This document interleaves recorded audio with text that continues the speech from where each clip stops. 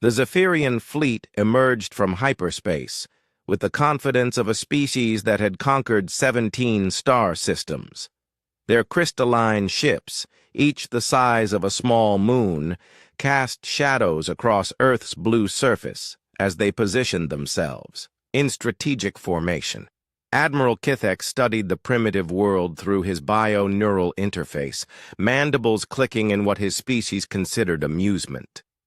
Third-class civilization, he transmitted to his subordinates. No unified planetary defense grid, chemical propulsion technology, they still burn fossil fuels. His thorax vibrated with laughter.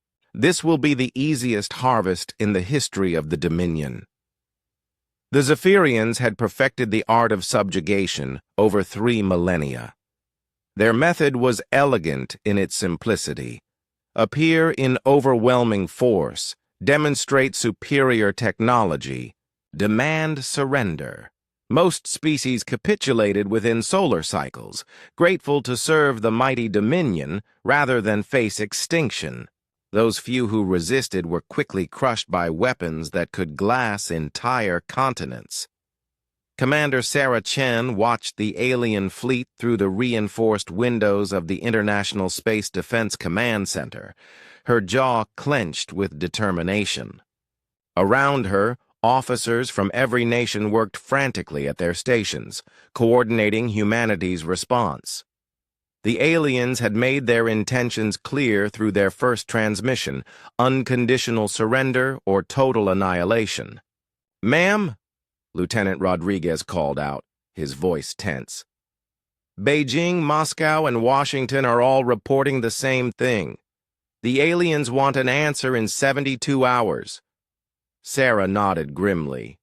72 hours to decide the fate of 8 billion human souls. But the aliens had made one critical error in their assessment of humanity. They had studied human technology, human infrastructure, even human biology. What they hadn't studied was human nature. "Patch me through to all defense networks," Sarah commanded. "Priority Alpha." Across the globe, screens flickered to life in bunkers, command centers, and hidden facilities that officially didn't exist. Faces appeared. Generals, scientists, intelligence operatives, all united by a single defiant purpose. "Ladies and gentlemen," Sarah began, her voice carrying across continents, "they think we're going to roll over. They think we're just another primitive species ready to kiss their feet." She paused, letting her words sink in. "They're about to learn why humans don't make good slaves."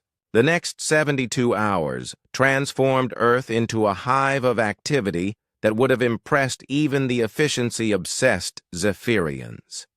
Every nuclear submarine slipped beneath the waves, their missile tubes loaded with payloads the alien sensors couldn't detect. Orbital platforms that had been disguised as communication satellites began powering up weapon systems that had been secretly installed over decades of paranoid preparation. Dr. James Park worked feverishly in his underground laboratory, his team putting the finishing touches on humanity's most closely guarded secret. For 50 years, ever since the first UFO sightings had been confirmed by world governments, Earth's brightest minds had been preparing for this moment. They had reverse-engineered crashed alien technology, developed quantum tunneling weapons, and created AI systems that could think faster than any biological brain. The Zephyrians had made another mistake. They assumed that a species capable of interstellar travel must be inherently superior to one that wasn't. They never considered that a species trapped on a single world might become very, very good at warfare. When the deadline arrived, Admiral Kithek expected the customary surrender transmission. Instead, his flagship's sensors detected something impossible. Thousands of objects erupting from Earth's surface and oceans, moving at velocities that should have been beyond the planet's technological capabilities. "Impossible," Kitheks chittered, his confidence evaporating. They have no faster-than-light capability, no energy weapons, no— His words were cut off as the first wave of human missiles struck his outer perimeter ships. But these weren't ordinary missiles. They phased through the Zephyrian shields like ghosts, their quantum-tunneling warheads materializing inside the alien hulls before detonating. Crystalline ships that had weathered the weapons of a dozen worlds shattered like glass ornaments. The second wave came from Earth's oceans. Submarines that had been invisible to Zephyrian sensors launched torpedoes that moved through space as easily as water. Their primitive fusion warheads enhanced with alien technology, humanity had been secretly studying for decades. But the real surprise was the third wave. As Kitheks watched in growing horror, space itself seemed to tear open around his remaining ships. Human vessels emerged from what could only be hyperspace, crude, ugly things that looked like flying scrapyards, but bristling with weapons that shouldn't exist. Captain Maria Santos smiled grimly as her jury-rigged battleship, the Defiance, dropped out of its jury-rigged hyperspace tunnel directly behind the Zephyrian flagship. Her ship was a patchwork of human engineering and alien technology, held together by determination and spite. "This is for thinking we'd make good pets," she muttered, pressing the firing stud. The Defiance's main gun was a masterpiece of human innovation, a railgun that used alien power cores to accelerate chunks of Earth's iron core to a significant percentage of light speed. The projectile punched through the Zephyrian flagship's hull like it was made of paper. Admiral Kitheks had just enough time to send one final transmission before his ship's reactor core went critical.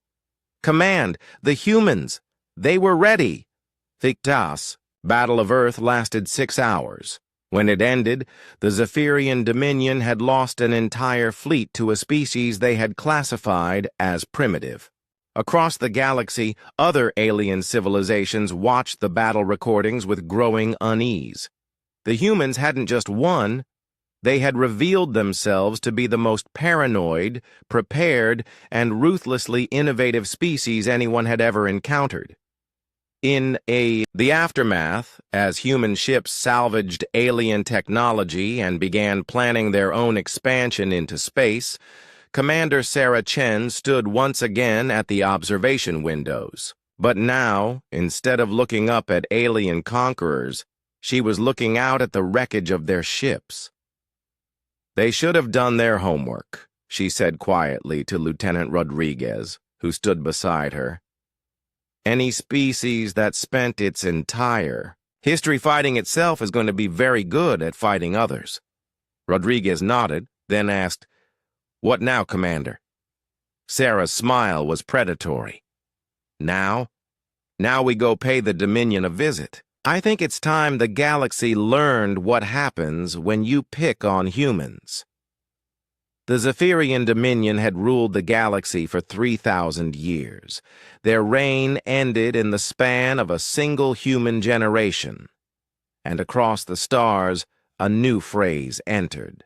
The common lexicon of intelligent species: never underestimate a cornered human. The galaxy would never be the same.